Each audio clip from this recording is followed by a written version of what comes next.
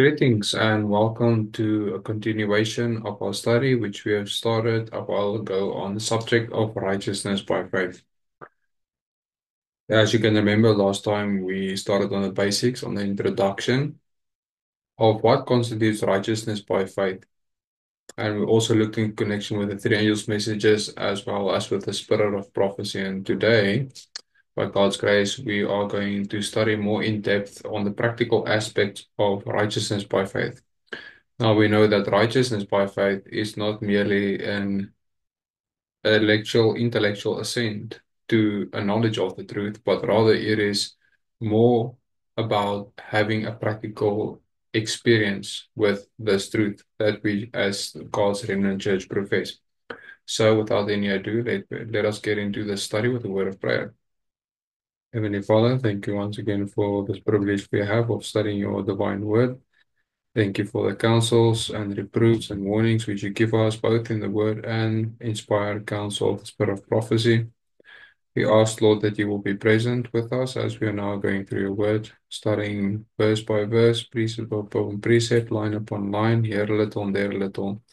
Help us to see, understand, perceive, and know these things for ourselves, as well to share these truths with others, and let us have an experience by heart with this knowledge of truth. I pray, Lord, that any prejudices, any preconceived ideas and opinions might be broken down, be taken away, and there might be room for the Holy Spirit to work, to move, and to teach. Let us come to your throne, Lord, to your word with a humble, teachable spirit. May your heavenly angels be surrounding us as we are studying. Keep our minds safe, open, and alert for the truth. May the third person of the Godhead be present as well to convict us of sin and of righteousness, and to imprint these words, to burn these truths within our hearts, so we may never forget. Let us not go from your Lord only knowing, but not doing and deceiving ourselves. We ask a special blessing for your word, for your study, Lord, and that you will speak through me as your servant, be with my mind, and you put your words in my mouth, is my prayer in Jesus' name. Amen. All right. So I want to start off this study with a quotation found in Letters and Manuscripts, Volume 7. Now, this is specifically written in letter number 4, 1892. And the Spirit of Prophecy says here, the great work of Christ's disciples upon the earth is a daily assimilation to the character of Christ. Now, let us just pause and consider what this quote is saying. It says that the great work of Christ's disciples upon the earth. So, this work which he is now going to describe, which is now going to identify, she says it is the great work, not a great work, it is the great work. There's not a sanctuary in heaven, there's the sanctuary in heaven. There's not a high priest, there's the high priest. There is not a work, it is the work of Christ's disciples upon the earth. She says, what is this work? It is a daily assimilation to the character of our Savior.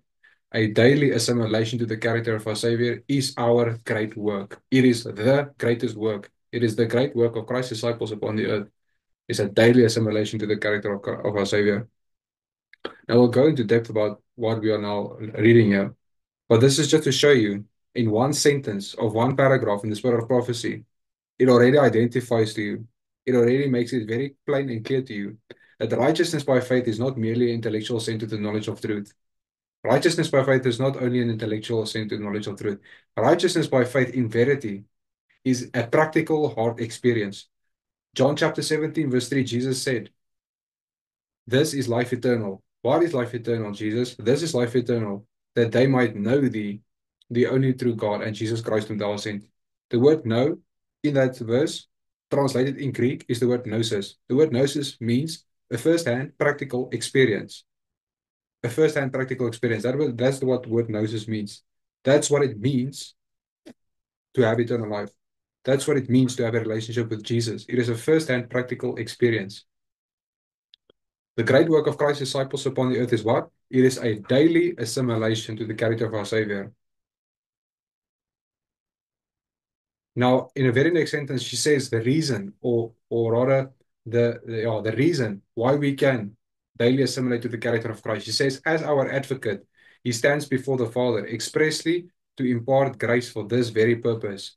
Now, we know that Jesus Christ is in the most holy place, interceding for our sins on our behalf. Thus, the message of 1844, Daniel 8, verse 14, which is both the central pillar of our Advent faith, is the prophecy of unto 2,300 days, then shall the sanctuary be cleansed. That verse, Daniel 8, verse 14, it is a prophecy about the investigative judgment. Daniel 8, verse 40 is not merely just saying when the 2,300 days culminate in 1844. That is not it. It is rather telling you that the time period, the last time prophecy, is now ending in 1844, as it says in Revelation 10, verse 5. And now from 1844 until the close of probation is the time in which we are to perfect our characters, in which sin is to be blotted out, in which we are to gain victory over temptation, over sin, over Satan, over self. Now she says, as our advocate, Jesus stands before the Father expressly. Expressly means specifically on purpose for this very reason. Jesus Christ is standing before the Father for what reason? To impart grace for this very purpose. For what purpose? For the daily assimilation to the character of our Savior. Think about it, friend. Just grasp this quotation for a moment. Just let it sink in.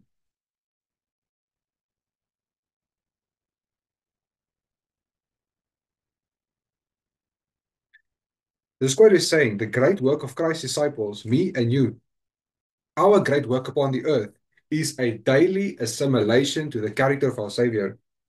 Now, I don't want to be stuck on this quotation for too long, but I want us to drink in this truth. What does it say? Because many a time we read the Bible, we read the spirit of prophecy, we just rush over things, we rush over verses, paragraphs, thinking we read this, that. Friends, we need to sit and to meditate upon this word. We need to drink it in and make it a part of our understanding. We need to understand these things. We need to meditate to see the fine details of what is being explained in the Bible and the spirit of prophecy. She says the great work, it is not a small work, it is a great work, meaning it's severely, earnestly serious. The great work of Christ's disciples upon the earth is a daily assimilation. Not now and again, week, some weeks here, some week there, some month. No. Mm-mm.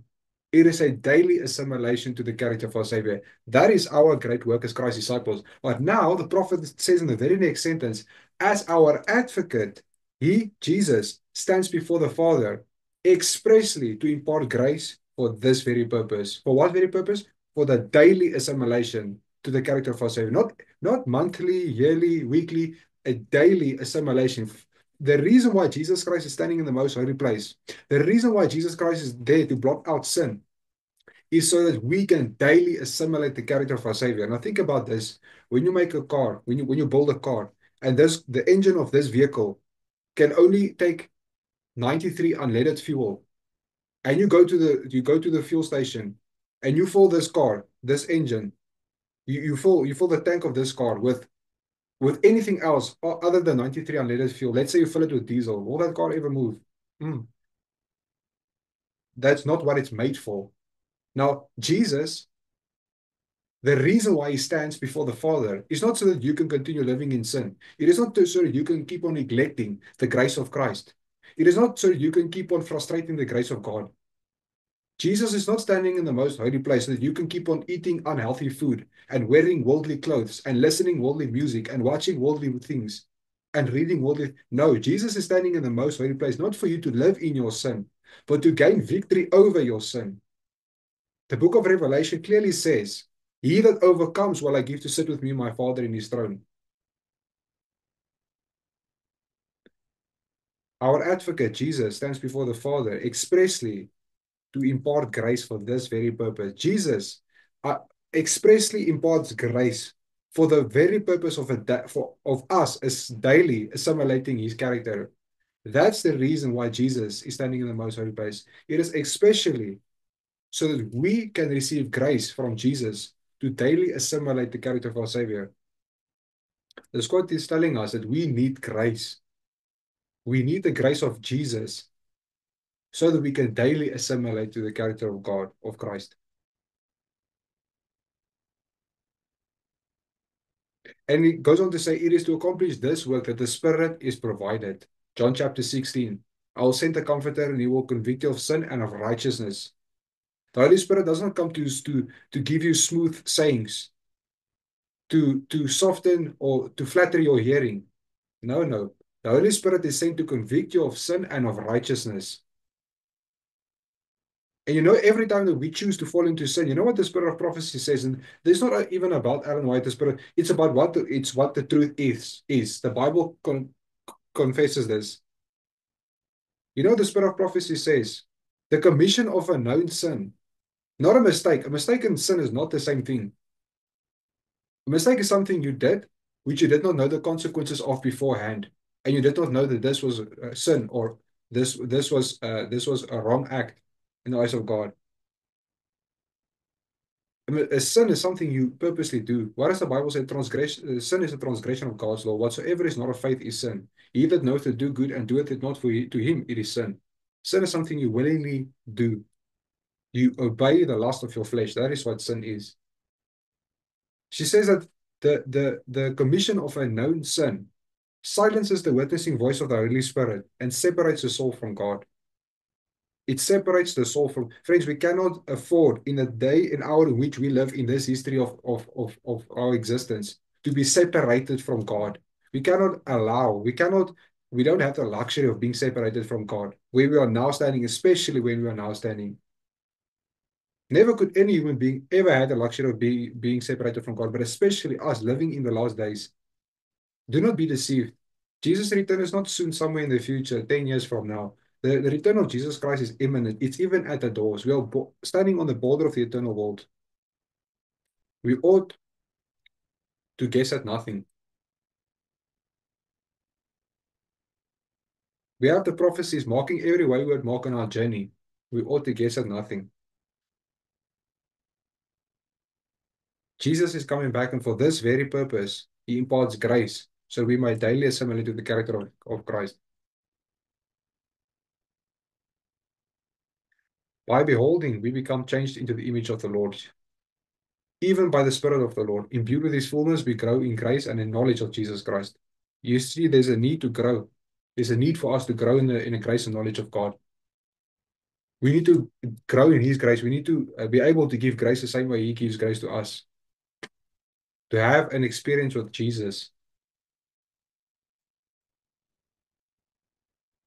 Now, I would like us to turn on our Bibles to the book of Psalms. Psalms chapter 139. Psalms 139. Psalms 139. And I'll be reading from verse 23 and 24. Psalms 139, verse 23 and 24. David speaks and he says, he prays to God and he says, search me, O God, and know my heart.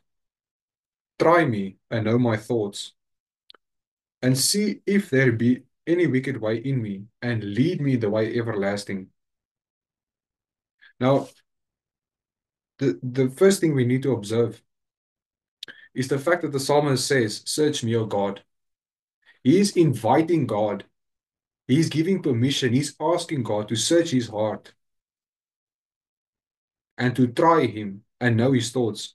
You see, there are many things which God can do. God is omniscient, all powerful. God is everlasting. God is creator. God is judge. He's advocate. He's our savior. There's a lot of things which God can do, but there's one specific thing that God can never do. You will not find this in all scripture. There's one specific thing. God cannot force you to obey him. God cannot force you to worship him. You must choose for yourself whether you will be obedient or disobedient. God has given us a free will. That is abundantly clear. The fact that Lucifer fell out of heaven is a proof and evidence that he had free will. God cannot force your will. Therefore, you have to go to God and ask him to search you. Because if you don't ask, you will not receive. And if you will not receive, you'll not be ready. And the responsibility will lie at your own door. God will never be responsible for you being lost. He says, search me, O God, and know my heart. Try me and know my thoughts. You know the word try me there. It rings a bell when we go to First Peter chapter 1. First Peter chapter 1.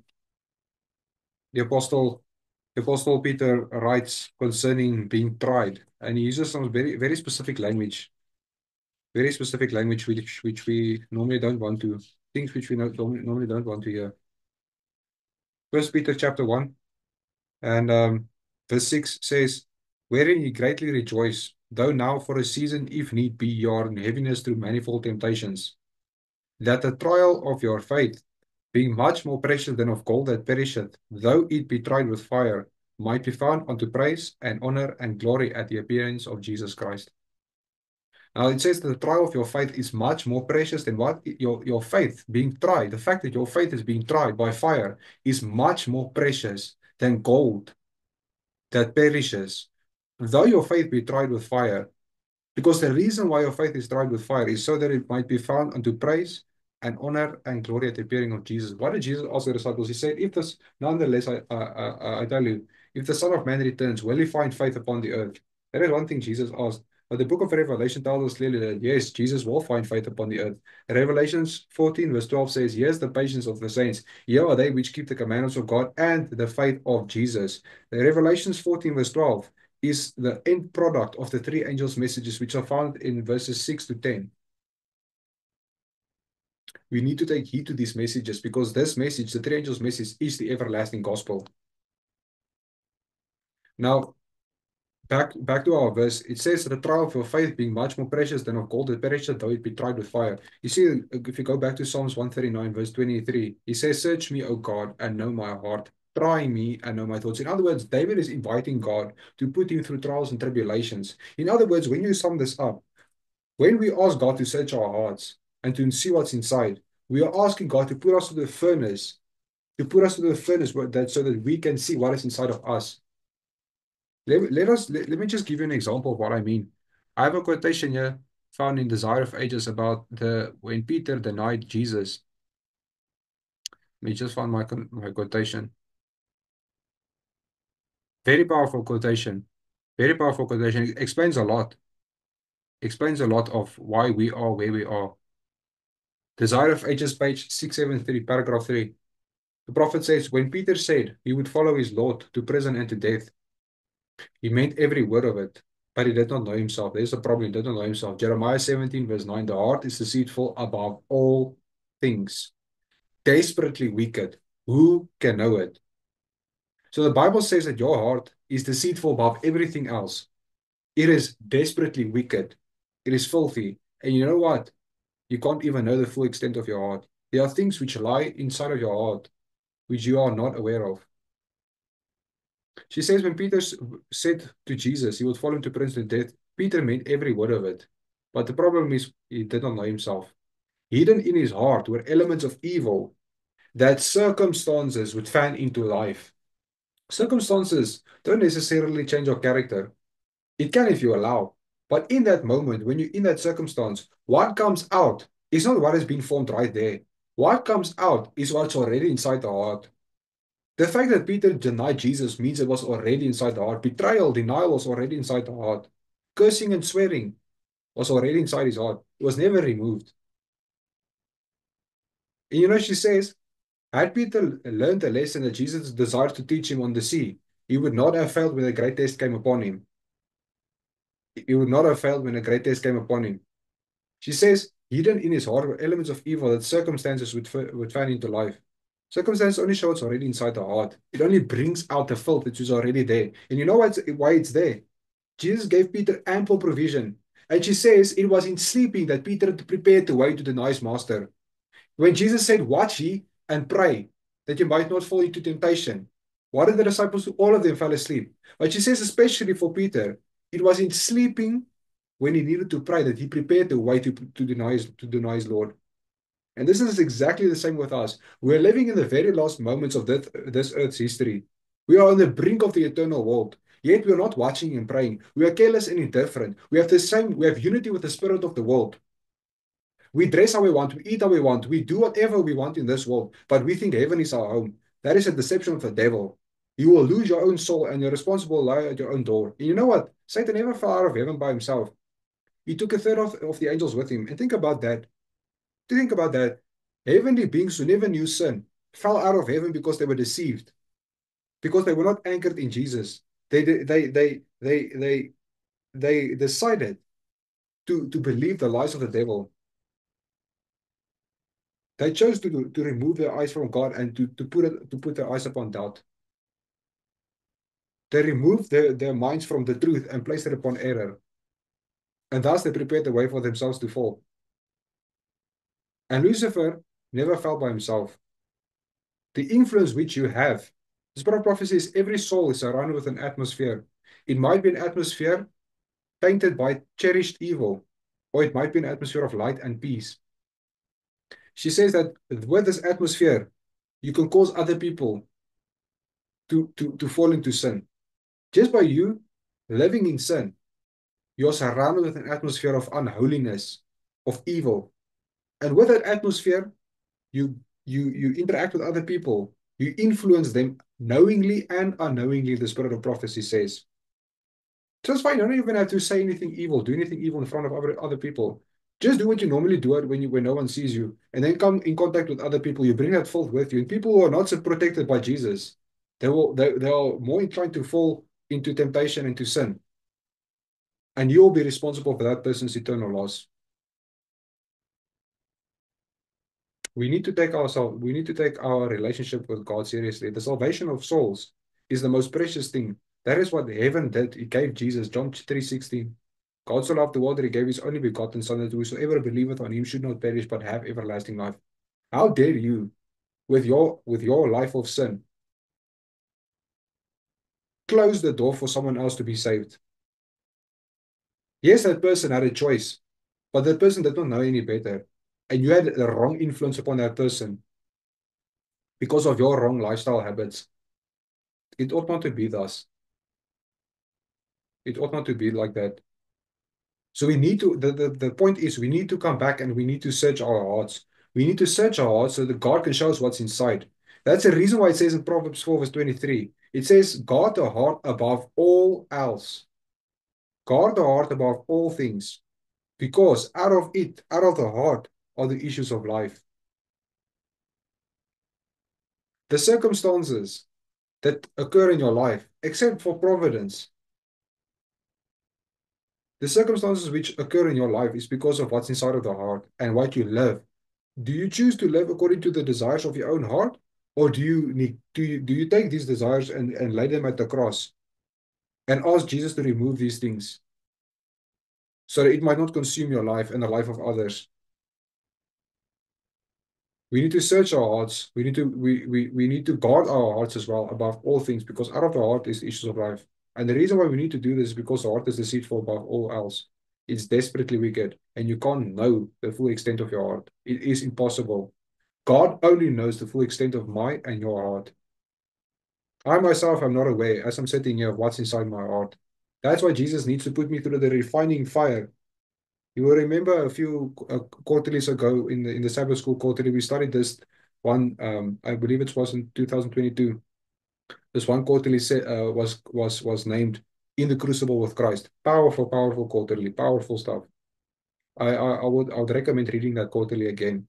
In the Crucible with Christ. It is in the crucible. It is in the fire furnace where the three Hebrew boys met Jesus. If you want to get close to Jesus, then you need to go through the fire, because the Bible says, and I believe it's in Isaiah 43, verse 2, it says, when thou passest through the waters, I'll be with thee, and through the rivers they will not overflow thee. When thou walkest through the fire, thou shalt not be burned, neither shall the flame kindle upon thee. You know that verse says when, it doesn't say if, meaning it's going to happen, it's just a matter of time. The question is just, are you prepared? Are you going to be like Peter? Test after test, day after day, year after year? Imagine walking for 3.5 years with Jesus and you still deny him. So day after day, you're being tested, and you fail and you fail and you fail.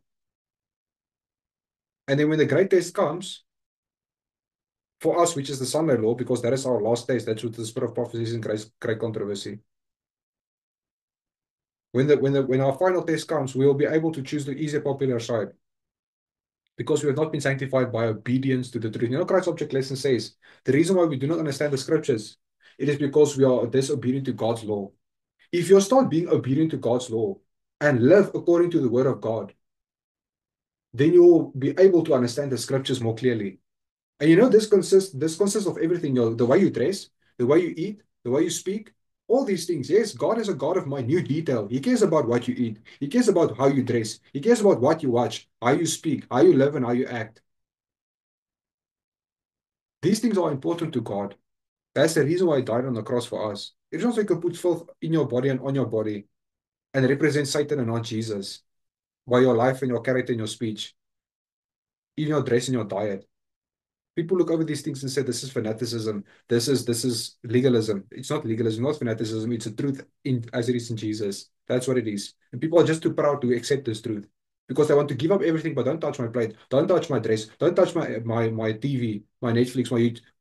Friends, if that's your attitude, fine, so be it. But don't expect to go into heaven because all those things are not going with us into heaven. Those things influence your character, either for good or for evil. The choice is yours to make. We don't have much time left here on earth. We don't have much time. Jesus is coming soon. The question is, are we prepared? Are we prepared? So my topic for this study is heart searching. It is what does it mean to search the heart and the exceeding sinfulness of sin which we need to see. Now, uh, let us turn in our Bibles to Revelations chapter 14. Revelations chapter 14, and we'll be reading from verse 7, which is the first angel's message, Revelation 14, verse 7. Now, if you remember in the previous study, we also read this verse, and I just want to come back to this verse to reiterate some truths which we already went over. Now, if you remember the previous study, we read this quote found in manuscript, I believe it's manuscript 32, 1896, where the prophet says, this prophecy says, the message of the angel flying in the midst of heaven. The message of the angel flying in the midst of heaven is the everlasting gospel. The same gospel that was declared in Eden when God said to the serpent, I will put enmity between thee and the woman, and between thy seed and her seed. Each shall bruise thy head, and thou shalt bruise its heel. Genesis 3:15. Then she goes on to say, here was the first promise of a Savior that would stand on a field of battle to contest the powers of Satan and prevail against him. Christ came to our world to represent the character of God as it is represented in his law. For his law is a transcript of his character. Christ was both the law and the gospel. The message of the everlasting gospel proclaimed, the angel that proclaims the everlasting gospel, she says, is the law of God. For the gospel of salvation brings sinners to obedience to God's law, whereby their characters are formed after the divine similitude.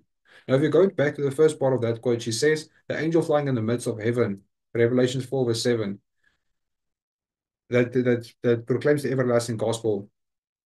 She says, this is the same gospel that God declared when he said to Satan, I will send Jesus Christ to put enmity, to put hatred, to put division between Satan and between man.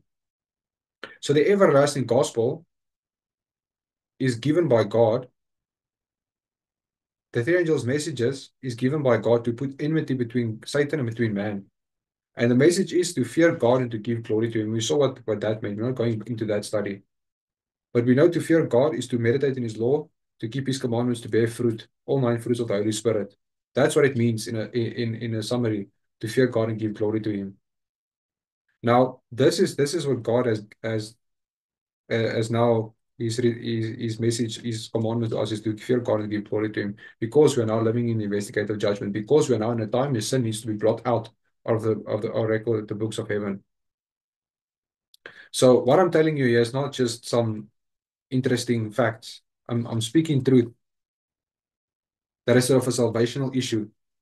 This can either build your character if you allow, or you can break it down, because she says that she says that every time we hear the word of God, read the Bible, it is a knock on the door of our hearts, and every disposition to or every neglect to heed the knocking at the door, the disposition becomes more difficult to open that door.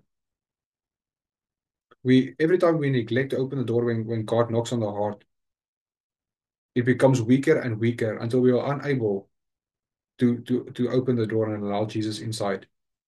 So when God speaks to us, let us not frustrate the grace of God. Let us rather listen and allow the Holy Spirit to rebuke us and to show us the path of righteousness, because it's for our own salvation. If you go to Revelations 3, The message to the Laodicean church. Jesus says, as many as I love, I rebuke and chasten. Be zealous, therefore, and repent.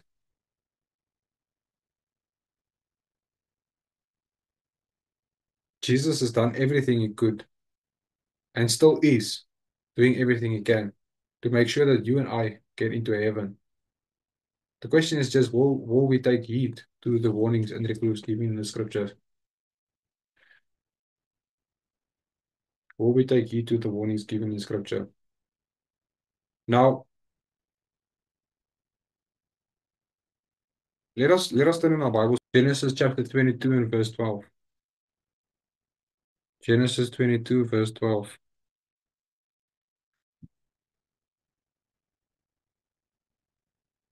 I'll just read from verse 9 for context. Genesis 22, verse 9 says, and they came to the place which God had told him of, and Abraham built an altar there, and laid the wood in order, and bound Isaac his son, and laid him on the altar upon the wood. And Abraham stretched forth his hand and took the knife to slay his son. And the angel of the Lord called unto him out of heaven, and said, Abraham, Abraham. And he said, Here am I. And he said, Lay not thine hand upon the lad, neither do thou anything unto him, for now I know that thou fearest God, seeing thou hast not withheld thy son, thine only son, from me. To see what the Bible identifies as fearing God, it is willing to give up everything for God, the good things and the bad things. Definitely, we have to give up bad things. All bad things needs to be given up, but there are some certain good things, things in which of itself, in itself, it is not a sin, it is not evil, but it's not for our own good. Is it evil to have eyes to be able to see and to read? No, but there's a certain reason why God allowed Paul to suffer with his eyesight. Is there a sin to walk to have healthy limbs and healthy joints? No, but there's a reason why God made Jacob so that this will save eventually save his eternal life. So we need to give up all bad things definitely, but there are good things which we need to have a mindset to be ready to give up everything and anything for God. If once we have that mindset, a will that is surrendered wholly to God's will, then God will be able to work with us and through us and for us. This is what it means to fear God and give glory to Him. This is what it means to obey the commandments of God, to have a relationship with Jesus. Now, many times we think that we can live this double life where we go to church on Sabbath and we dress properly and we eat healthy food, and then during the week from Sunday to Friday we live a normal sinful life, and thinking then we continue that pattern, we will go to heaven. Yeah, we need to work on the way that we perceive the truth. We need a deep understanding of the Word of God. Now, is a quotation found in Great Controversy 6 or 8, where she says that as the storm approaches, if you read this in context, she's speaking about the Sunday laws. She says, as the storm approaches, a large class who professed faith in the third angel's message, but have not been sanctified by obedience to the truth, abandon their position and join the ranks of the opposition. So she says, as the son-in-law approaches, before the crisis is even here, she says a large class, not the minority. She says them a large class, the majority, a large class who professed faith in the third angel's message. This is not speaking about those who are outside of the church.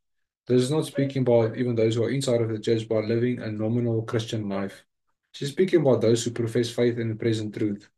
Those who profess faith in the third angel's message. She says a large class of these people abandon their position and join the ranks of the opposition. And she says why it is thus. She says they have not been sanctified by obedience to the truth. Why is it that they were not sanctified by obedience to the truth? The very next sentence says, by uniting with the world and partaking of its spirit. Those who profess faith in the third angel's message have come to view matters in nearly the same light. And when the test is brought, the Sunday test, when the test is brought, they are prepared to choose the easy, popular side. A mere intellectual assent to a knowledge of truth will not save your eternal life, nor of those around you. You must be sanctified by obedience to truth. In other words, if you obey the commandments of God, the result will be sanctification. But this is what we do. We live in sin, we fight sin, we try to gain sanctification by our own means, and then we fail and become discouraged and we give up. When God never asked anything of such of us, He only asked us to be obedient, to surrender our wills. Because the spirit of prophecy says as soon as you surrender your will, immediately God takes over and He's in control. Immediately. As soon as you utter the words, God, I surrender my will, in that split second, God immediately takes over. But you have to allow Him. And then the process of sanctification can become a reality to your soul.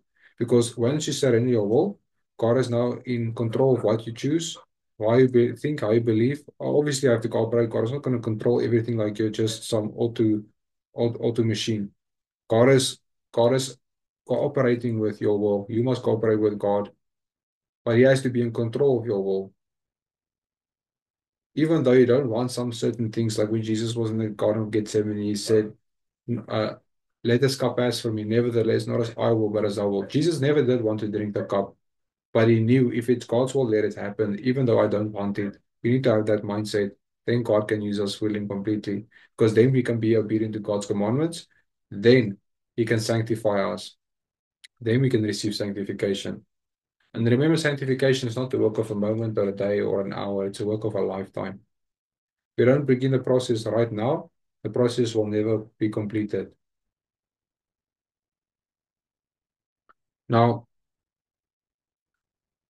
she says that in this quotation, it's found in manuscript release, manuscript volume 10. She says, all the heart is to be enlisted in the conflict.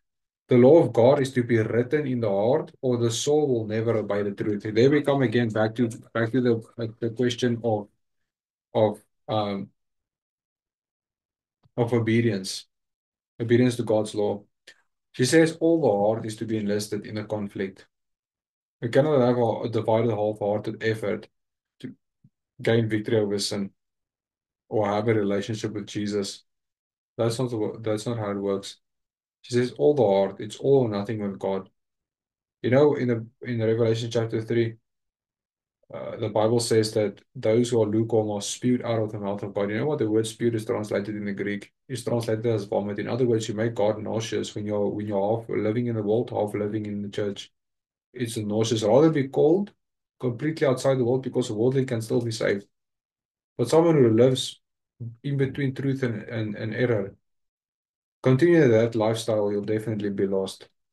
It will be much more difficult for you to give your life to Jesus if you continue living like that. Because you have based off both worlds. You know the truth and you have an experience with sin. She says that all the heart is to be enlisted in the conflict. The law of God is to be written in the heart. So what it means for our hearts to be enlisted in the conflict, all our hearts being enlisted in the conflict, it means that the law of God is written upon the heart. The law of God cannot be written upon a heart that is not enlisted in the conflict.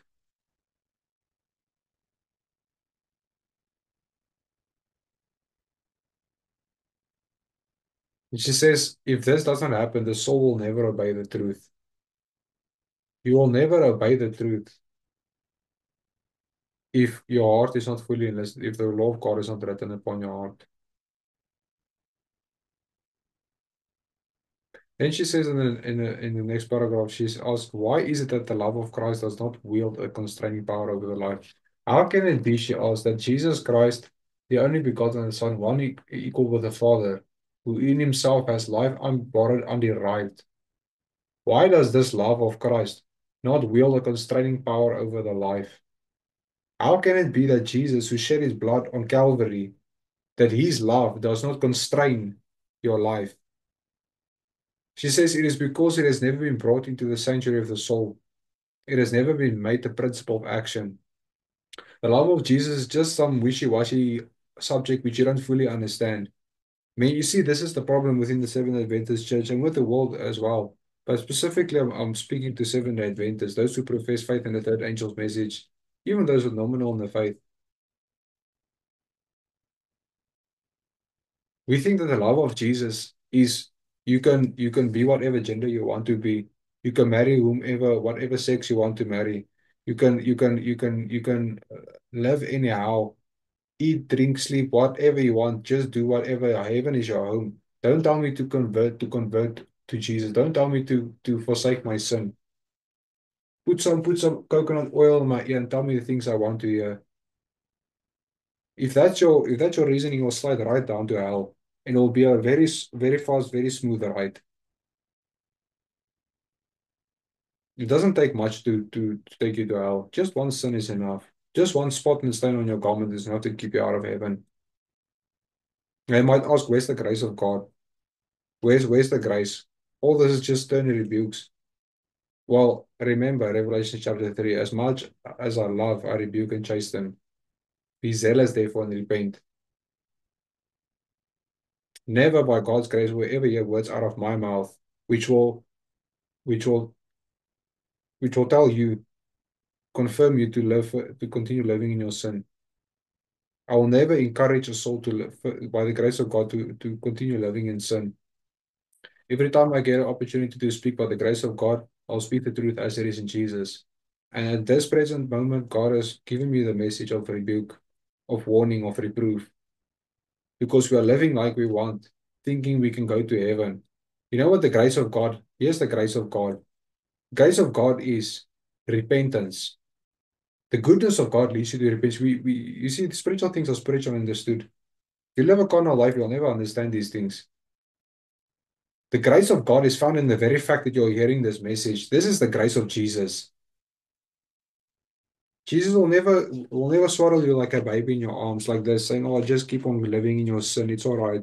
You'll start go there." No, nonsense. That's the devil. That's not the Holy Spirit. That's the evil spirit. If you ever want to hear when Jesus speaks to you, yes, yes, don't misunderstand me. Jesus has compassion and love towards sinful, erring mortals. Definitely, I agree. I'm one of those. I can tell you many experiences. Jesus definitely works with us in a Christ-like manner. He will never be um, stern, severe, fault-finding. This is not the message of Jesus, but he will still tell you to repent of your sin. He will warn you, he will reprove you. And if you are disobedient, he will chastise you. It will happen. Just to look at the story of David when he numbered the people. God said, choose your punishment, but punishment is coming. Yes, God is merciful and gracious and long-suffering, not willing that any should be lost. But do not make the mistake of frustrating God. Remember that God destroyed both Sodom and Gomorrah. Jesus never wanted to kill anyone, but he still sent a flood to wipe out the entire existence and only leave 8 people remaining. You know, in the spirit of prophecy says in Patriarchs and Prophets, she says that in that moment, as all hell broke loose and the earth was flooding, she says Satan feared for his very existence. Imagine that the most powerful being just under God feared for his existence when you saw the wrath of God. And you remember that this wrath of God was poured out mingled with mercy. The wrath which comes in Revelations 14, verse 10, is not wrath mingled with mercy. This is the full unmingled wrath of God poured out into the cup of his indignation.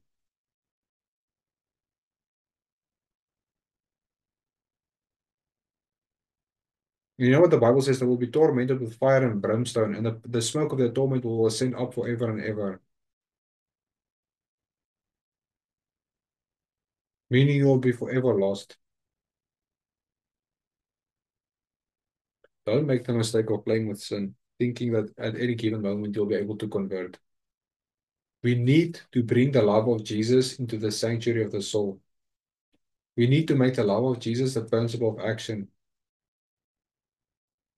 The love of Jesus tells us to repent of our sins, to stop living the way that we live, stop making excuses for your weakness. Look to Jesus. The very fact that you're making excuses for your sins, for your negligence, is an evidence that you don't understand the love of Jesus. If you fully understood the love of Jesus, as far as human mind can perceive it and understand, because there's much more, infinitely much more above our understanding, which we know don't know, we will still learn forever. But the fact that you still live in sin and find excuses for your sin is an evidence you don't understand the love of Jesus. Now she says in the last part of this quotation, she says, through neglecting to practice the truth. Through what? Neglecting to practice the truth. Those three things. Negligence, practicing, and truth. Through neglecting to practice the truth, it loses its power over the mind and conscience. Think about this. The Bible says, I believe it's in Hebrews 4, verse 16. The Bible says, the word of God is quick and powerful and sharper than any two-edged sword, piercing even to the dividing asunder of soul and spirit and of joints and marrow, and it is a discerner of the thoughts and intents of the heart. It says that the word of God is why it is quick and it is powerful. But here the prophet says in this quotation, through neglecting to do what? To practice the truth. This is the problem. We know more than what we do. You know, the spirit of prophecy says that you understood every point of our doctrine, but are not sanctified by obedience to the truth. Men of talent and pleasing address. Many a star which we have admired for its brilliancy will go out in utter darkness because they were not practicing the truth, the very truth which they preached. The Bible says in 1 Corinthians chapter 13, you can have all the mystery and knowledge about the Bible and all faith so you can remove mountains. If you don't have love, you're nothing. You know what nothing means? It means non-existent. You can die the second death because there's no reason for you to be in heaven. In fact, there's no possibility for you to be in heaven if you only have an intellectual set to the knowledge of truth. You must have an experience, you must practice the truth. Now it says that through neglecting to practice the truth loses its power over the mind and conscience. And through love of sin, the word of God loses its light. What does the Bible say in the book of Psalms? Thy word is a light unto my path, a lamp unto my feet. Imagine that. You engross yourself so much in sin that the power of the truth loses its power over your mind. And through your love of sin, the word of God loses its light. And why does she say that certain ruin follows? He who does not practice the truth he knows. Listen to this. He who does not practice the truth he knows loses the love of and the Spirit of God. You lose the love of God and you lose the Spirit of God when you neglect to practice the truth which you know. Because the Bible says in the book of James, he that knoweth to do good and doeth it not, to him it is a sin. Sin is a transgression of God's law. And the commission of a known sin silences the witnessing voice of the Holy Spirit and separates the soul from God. You will lose the love of God and the Spirit of God when you neglect to practice the truth which you know. And as a Seventh-day Adventist, especially those who profess and present truth, know a lot more truth than the next person. And we pride ourselves in this because we know so much. Oh, I know Daniel and Revelation. Oh, I can give Bible studies on this and that. I even know the subject and the topics of righteousness by faith. I know everything about the sanctuary, the types and the antitype. All this will only prove your ruin if you don't practice what it teaches you.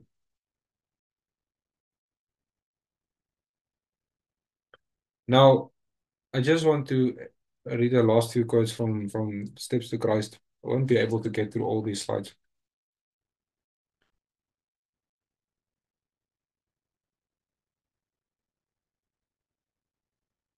Now, Steps to Christ, page 33, she says, Adam and Eve persuaded themselves that in so small a matter as eating the forbidden fruit, there could not be resolved such terrible consequences that God declared. So they're basically saying, oh, well, God said this and that, but you know what, man? This is just the fruit. Let me just take a bite. This won't happen. God was just bluffing. God just called the bluff. He's not being serious. Let me just nothing. It's just a fruit, man. Just need to have a small bite, just one. You know, one bite of that fruit was enough to put us in this nonsense.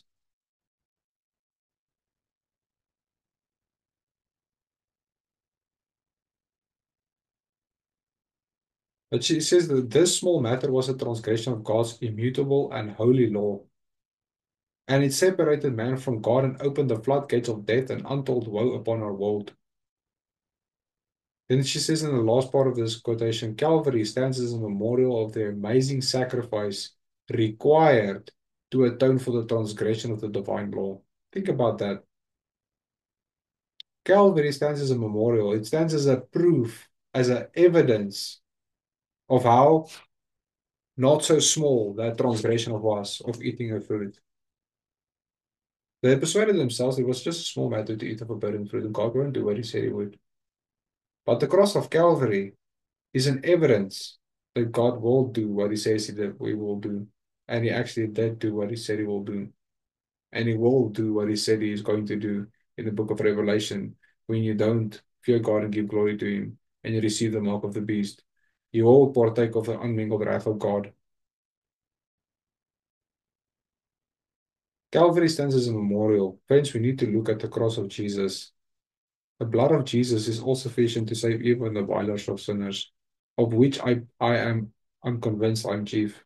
I'm not saying this out of some, yeah, I'm convinced. I've slighted and neglected the mercies of God many times in my life, but by God's grace I've learned my lesson. I've confessed my sins, I've forsaken them, I've picked up my cross, and now following Jesus by his grace. Do you want to do the same? That's my question for you. Look and live. Remember when Jesus that was taking the Israelites out of Egypt to the promised land. And they started to murmur and complain against God, and God removed his hand of protection from them and allowed the snakes to come up out of the sand and bite them. Many people died. And you know what God directed Moses to do? To make a brazen serpent and put it upon a pole.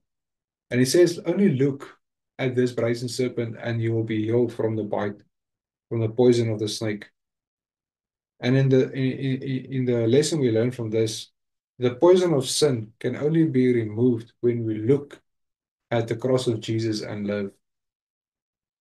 Else we will never ever gain victory over sin. Don't make the mistake of trying to fight on your own, friends. Don't make the mistake of thinking that you can't be saved, that it's impossible for you to gain victory over this or that sin. Jesus was a man subject to like passions as we are. He is acquainted with our grief and our sorrow and our temptation of sin because he himself was tempted. But you know what? He only relied on the thus saith the Lord. He fasted and prayed. He committed himself to God. He did everything he could in his own power, or rather through God's cooperating with God, but he did everything that he could in human power to make sure that he stayed away from sin and temptation, that he could gain victory. Because the Bible says in Hebrews 2, verse 10, it became him for whom are all things and by whom are all things, in bringing many sons unto glory, in making the captain of their salvation perfect through sufferings. This is saying that God perfected the character of Jesus Christ through suffering so that he can save the rest of us. If Jesus' character was never perfected through sufferings, we would never be saved. Do yourself a favor, go read 1 Peter chapter 2, verse 20 to 24. 1 Peter chapter 2, verse 20 to 24.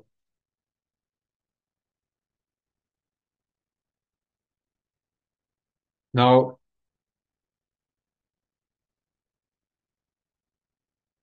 just actually, no?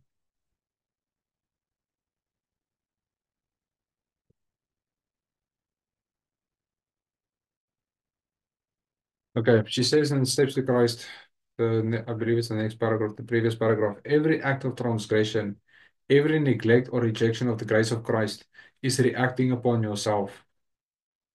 It is hardening the heart, depraving the will, benumbing the understanding, not only making you less inclined to yield, but less capable of yielding to the discipline of God's Holy Spirit. So every time you commit a sin, every time you neglect to do what God has given you to do, when you reject His grace, it reacts upon yourself.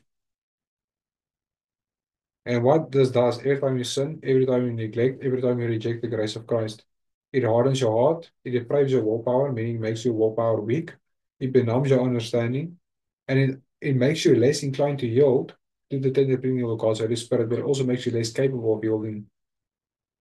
Have you ever lifted weights and there comes a point when you have done your last rep and you know that after this rep you cannot lower your arms because you will not be able to pick them up. You will be incapable of picking up that weight. And the same with us with sin. It comes to a point where we're playing with sin. It comes to a point where it's the last time we pick up that sin. And the moment you lay down will crush your throat, take your life, and you'll lose your eternity. Let us not play with sin. Let us not frustrate the grace of God. Yeah. In giving Jesus, God has done everything He could to bring sinners to Christ.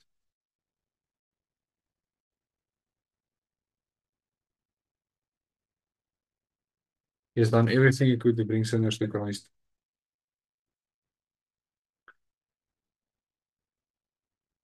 Now, if I could summarize what my focus on of the study is we are living in the end times. We are now approaching the storm. A storm is approaching relentless in its fear, and the question is asked: are we prepared to meet it? We need to meet the storm head on. We need to gain victory over sin and temptation. That our characters may be perfected, that the sin may be blotted out. Because when Jesus comes back, when probation closes, He will need a group of people, the 144,000, will be able to stand without the mediator in heaven, meaning they will have to reflect the image of Jesus fully. There will be no sin anymore. And by God's grace, in the next study, we'll be looking at this when sin is blotted out, when we need to gain victory. And yeah, by God's grace, I hope we understood what we studied, and we will take heed to this warning and make use of the time which we have to prepare for a last great struggle on this earth's history. This is not entertainment. This is not a fairy tale. This is not fantasy. This is the truth that is found in Jesus. And we need to take heed to this truth so it will save our lives and the lives of others. So I pray that God blesses the study. May you be moved by the Holy Spirit to search your heart, to pray long and earnestly, to gain victory over sin, to pick up your cross and deny yourself and follow God. Let us close with a word of prayer. Heavenly Father, thank you for this privilege. We had to study your word. Thank you for the time. Thank you for the convictions. Thank you for the guidance you give both in the Bible and the spirit of prophecy. May we take heed to the warnings, the reproofs, the rebukes, and may we apply this to our lives so that we can gain victory over sin, bear the fruit of the Holy Spirit, reflect the image of Jesus as we should, and strive for all our God-given powers to be a part of the 144,000. May we also never forget the grace and mercy and love of Jesus in saving souls, in condescending to become man so that He can save our eternal lives. I pray that you will be with everyone that has been watching or going with us to the study. May they be blessed, and may we be given another chance by your grace to continue studying your word. It's my prayer in Jesus' name. Amen.